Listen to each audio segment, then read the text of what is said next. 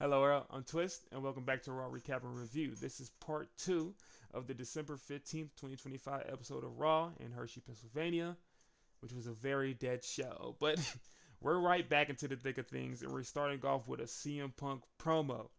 And he walks straight to the ring, no smiling, no tapping the wrist. He don't say nothing. He just goes straight to the ring, go to the outside. He gets the mic. He takes the WWE logo off the mic, gets straight to the ring.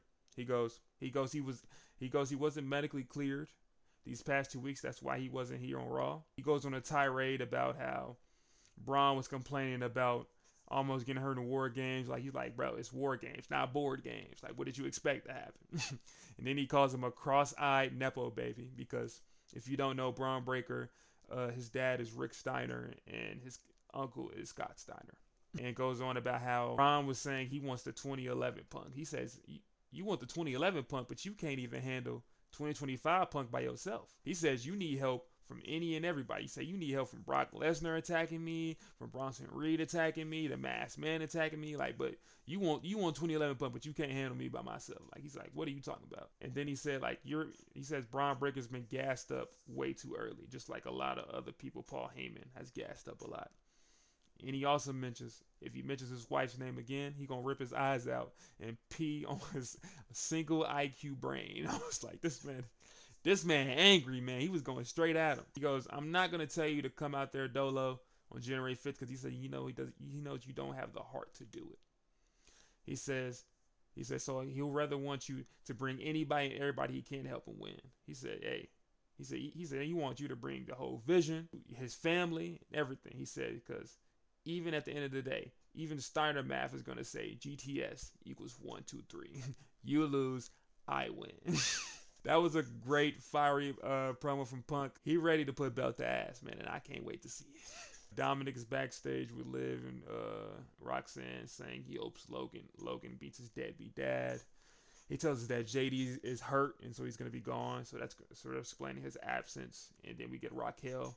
She pops up and Liv is like, I'm going to be out there for you. I can help you back. Roxanne says, I can be there too. And like Raquel's like, nah, I appreciate it, but I got it myself. Speaking of that, then we get into our third match of the night.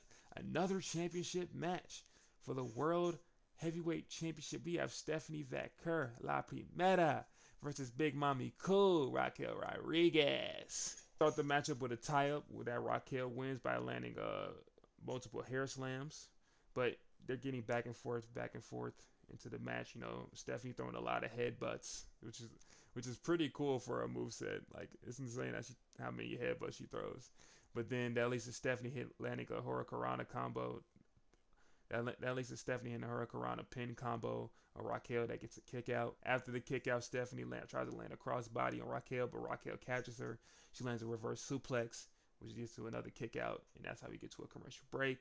Back from the commercial break, Stephanie jumps on the back of Raquel, trying to leave a sleeper, but Raquel ends up throwing her off her and then leading to a holding arm sleeper on Vaquer. Stephanie gets out of that. She leads into a attack combo and gets Raquel into the corner, and then lets that crazy dragon screw. I ain't gonna lie, the dragon screw is one of my favorite moves from her. I like the dragon screw more than the devil's kiss, to be honest with you, but I'm lying. After the dragon screw, Stephanie is put into the corner, lifted up on the top rope, but she goes to do an arm bar similar to what Maxine did.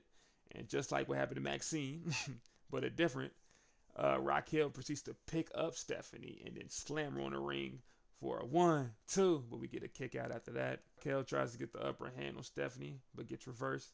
And then we get to the big moment. When Stephanie hit you getting that devil's kiss. Lands the devil kiss, you get the ah, ah, ah, ah, ah. Shout out Booker T. After the devil's kiss, Raquel's in the corner. She lands the Meteora. Then she tries to go for the SVP, but gets blocked because Raquel is way too big for her to be lifting up. And Raquel is with a big clothesline. To the clothesline, Raquel gets to the outside. And Stephanie gets on the apron, tries to do a diving crossbody, but she's caught by Raquel. Raquel is holding her, but Stephanie gets out of it, gets behind Raquel, and throws into the turnbuckle. But this match sadly ends with DQ because Nikki Bella out of nowhere comes out and slams Stephanie into the turnbuckle, goes over to Raquel, throws her to the stairs. Then she proceeds to get Stephanie inside the ring and then lands the rack attack. And then basically stands over them, trying to show that, she didn't like the disrespect what happened to last week. So yeah, that match sadly ends a DQ, which means that Stephanie Vaquer retains the title. And that match overall was also another pretty lackluster match. The crowd also very dead. I'm gonna give that match a 2.5. It felt a little clunky between them. I don't know if Raquel was a little hurt, but she was like more slower than usual. She's been on a tear lately, but something was off about this match. I don't know. I think it was like the environment. I know it might be super cold in Hershey. That's probably why the crowd was dead. But the match didn't work tonight. But it wasn't completely bad, but they could have did way better than what they did. So then we get another backstage segment between Adam Pearce talking to Paul Heyman. He's like, okay, here we go again. I want you to tell me who the masked man is. And then Paul's like, I don't know, man. I don't know who it is. He said, hey, I'm getting tired of this. I need to know who the masked man is by the end of the show. And then he leads off. And then we get a segment. We get an interview with AJ Styles and Dragon Lee. Jackie Redmond's asking him about what happened between earlier that day between the Usos and the New Day, and they're like, they're a respectable tag team. They have a big rivalry, but the person to beat in the division is us, and they're ready for all challengers. And he said, AJ said, you know what? Let me go talk to Pierce right now. and then they walk away, and that leads to Nikki Bella actually getting her interview in, saying that she's not gonna apologize for trying to take what's hers, and that like as a legend, they need to be respecting her. So they're gonna do the whole she's not being respected shtick move with Stephanie and Raquel. So I could see a Nikki Bella, Raquel, Stephanie triple threat match. They're probably gonna do that to try to up the ante and make it more entertaining. But I don't know. I feel like Stephanie needs a bigger challenger. But it should low-key be Becky, but Becky is complaining. Get one more backstage segment of the night. We get Bayley talking to Maxine after her match, saying she's proud of her. She walks off because she hurt her finger, which is pretty bloody for some reason. I don't even know how she got bloody in the match, but that leads to Lyra walking up, ask her about how she feels about what happened on Saturday, because on Saturday night's main event, she had a match against Sol Ruca, who was a rookie to WWE, but NXT she's a vet. And she's like, she was feeling pretty down about losing the match, and she said maybe Asuka was right about what she said weeks ago, about how she's like a loser. And then Lyra finds a way to uplift her friend. She starts pushing her, so I can't believe you would really let her do you like that. Maybe you are an idiot. And that flips the switch for Bayley. She's like, starts going off on Lyra, saying, no, you're the idiot. And he's like, yeah, that's my girl. I was like, man, why are they pushing all these backstage segments into one thing? I was like, man, I ain't gonna lie. This show was kind of, man, it was kind of mid. It was kind of mid, man. But now we're on to our main event. With Booyaka 619, Rey Mysterio, the vet, the legend, the Hall of Famer, versus the YouTuber Logan Paul.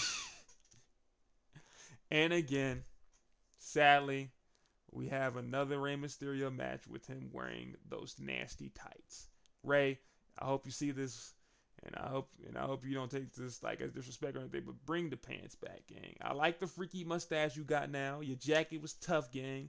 The fit was clean, except for the pants and them singlets. The mask is always tough, right? But that singlet tight combo, cut it out, gang.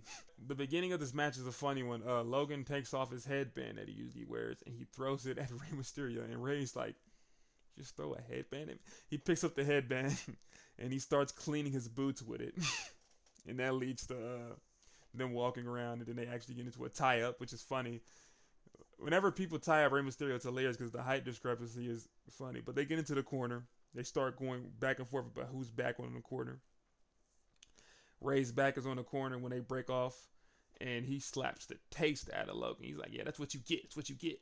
And as Logan tries to gets back, Ray reverses and start attacking him, punching him.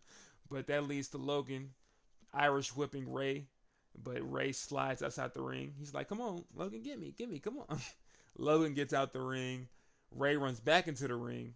Gets it with a big kick of him trying to get inside. And as he kicked Logan on the outside, he's in the ring doing jumping jacks. Logan finally gets in the ring, and he gets right into getting set up into a 619. Ray goes for the 619, but he gets a big boot by Logan. The big boot, Logan picks him up, hits him with the little boxing combo, ending it with an uppercut, and then he tries to aura farm with the crowd, getting big boos. After that, Logan picks up Ray. He Irish whips him to the turnbuckle corner.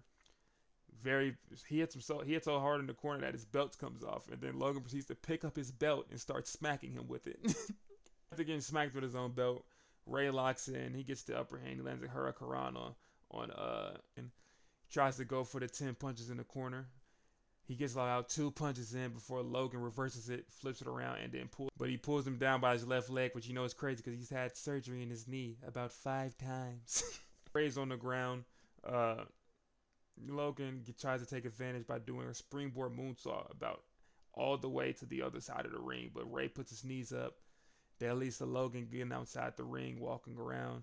Then Ray gets on the apron and lands a West Coast pop on Logan, and that leads on to the commercial break. Get back from the commercial break with Logan on the upper hand. He lands a corner splash to Rey Mysterio, but then he misses a frog splash and ends up on the outside of the apron by Ray kicking him. And then Ray tries to do an outside 619 that gets reversed. Logan does a big box jump onto the apron and hits Ray with a big clothesline. After the big clothesline, Ray and Logan are on the top rope. Logan gets reversed by Ray, and then Ray proceeds to do 10 punches on the top rope. 1, 2, 3, 4, 5, 6, 7, 8, 9, 10. Then hits a big Hurricane off, but he gets a pin on Logan. 1, 2. You get a kick out of that. The kick out. We get into a boo, yeah, Sammy with the boo, yeah, boo, yeah, boo, yeah. Ray gets the upper hand of that one, tries to land a springboard moonsault inside the ring, but look, he gets caught by Logan. He hits him with a big power slam, which leads to a kick out, though, for a pin. Ray tries to go for the 619 on Logan, but he catches him. He has him in a powerbomb move, but instead of doing the forward powerbomb, he does a reverse powerbomb. But Ray gets up, tries to go for 619 again. It gets reversed, and Logan hits it with the super extended 3 amigos. He does. Boom. 1 amigo. Waits. Picks him up. 2 amigos. Waits. Puts him on the top rope to try to go for the third amigo. He gets on the top rope. Hits a little shimmy. Ray reverses it. Hits him. Hits his own Eddie Guerrero shimmy, and then tells him to suck it. And then does a sunset flip powerbomb. After the sunset flip powerbomb, Logan is near the corner of the apron. Ray hits him with a baseball kick sliding. Ray hits him with a sliding baseball kick to hit him on the outside. And then Ray does his cool little penguin slide to the outside match with a splash. Splash, though. Ray's in the ring. He thinks he has the upper hand, but then you see the Bronze walk out. Bronson Reed and Braun Breaker walk out. But like Punk said, he got Ray back. He instantly walks out with a chair, smacks him in the back. They all run to the back, and Punk is chasing him with the chair. That's happening. Ray tries to hit a Hurricane on Logan Paul, but he reverses it. He slams him, and they're both having a double down. That leads to Logan crawling over to Paul. He's like, hey, give me the brass knucks, man. Give me the brass knucks just in case, man. He gets the brass knucks from Paul. Tries to go for the punch, but he gets kicked in the knee. And we get that 619 set up. Ray's the 619 on Logan. But as he's on the ground, he looks at the brass knuckles. And then Ray looks at the knuckles. He tries to go for the knuckles. But then the masked man appears and stumps the daylight at him. Right on the apron, too. Because Ray's knocked out by the stump. Logan gets on the top rope. Does the superstar frog splash. 1, 2, 3. Logan Paul wins by the masked man's assistance once again. And Logan Paul then looks at the masked man on the apron. They're like staring off having like a standoff face off about like what's next. And as they're facing off, here comes CM Punk running out with a steel chair. They all disperse like roaches. They all run away. The Masked Man runs away. Logan runs away. And the Masked Man runs to the other side of the arena, standing on the camera side near the where the Usos come down when they do the. And the Masked Man, he's standing there menacingly, and you can kind of see his face this time. He has the mask. He takes it off, and it's Austin Theory. Like the predictions have been said by multiple people, multiple rumors have said it would be Austin Theory, and it's Austin Theory. He cut his hair for some reason, and he's just staring at us menacingly. Punk is just on the top rope staring at him, but Braun Breaker is waiting right behind him. He's waiting patiently. Punk gets down, hits him with a big spear, and then after the big spear, Braun, he's holding the belt. He's telling Punk, he said, "Yeah, this is business." He said, "If you ever mention my family, you ain't gonna stand on 2 feet again." And that leads with the Vision on top for the end of the show. I'm gonna give the Ray Logan match. I'm gonna give that match 3 stars. I enjoyed the match. You could tell Logan is still trying to get into doing matches not extremely scripted. I feel like that might be a little bit challenging him, but he's trying. Yeah, it was pretty entertaining match for them. Good back and forth. And Austin Theory, I wonder what they're gonna do with him. I know his plans have been shifted with Seth getting hurt, but I'm glad he still gets to be part of this Vision storyline. Maybe they'll actually push him for once, but Vince McMahon is not there, so they might not do that. But overall, this show was pretty lackluster. Hershey, Pennsylvania, you guys paid way too much money not to get excited, to not get loud for the people. I know. I guess Gunther really ruined it for you guys. I don't know, but maybe it's because it's super cold. It's wintertime, but yeah, I know the matches today were kind of lackluster, but man, maybe if y'all gave them a little boost, they could have did a little bit more. But I don't know. I have to give this show this is the first mid show of the Raw Recap and Review, man. It sucks, but that's all we have for right now. I wonder what's this gonna lead to. I'm pretty sure the Raws right now until January 5th might be pretty mid because it's holiday time. I think they're filming shows back to back, so we'll see. But yeah, if you enjoy WWE content like this, subscribe to the channel. If you enjoyed this video, like it. Let's have a discussion about what's going on the show in the comments below. And I'm Twist. I still don't know how to end these videos. I did the last one with this one, but I don't know. Maybe the Tiffany Stratton Toodles. We good. I don't know, but Toodles.